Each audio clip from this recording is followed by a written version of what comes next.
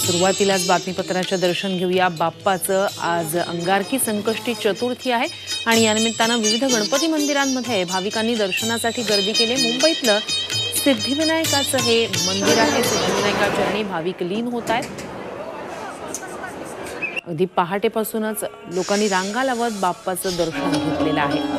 सिद्धिविनायक गणपती, दगडूशेठ गणपती आणि टिटवाळ्याचा गणपती आज या तीनही ठिकाणी मोठ्या संख्येने भाविक दर्शनासाठी येतील। आज अंगारकी संकष्टी चतुर्थी आहे, त्यामुळे सिद्धिविनायक मंदिरात तर मोठी गर्दी झालेली आहे। तिकडे पुण्यात दगडूशेठ गणपतीच्या दर्शनासाठी सुद्धा पहाटेपासूनच भाविक रांगेत दाखल झालेले आहेत। टिटवाळ्याच्या गणपतीसाठी सुद्धा आज मोठ्या संख्येने भाविक त्या ठिकाणी टिटवाळ्यात दाखल होतील।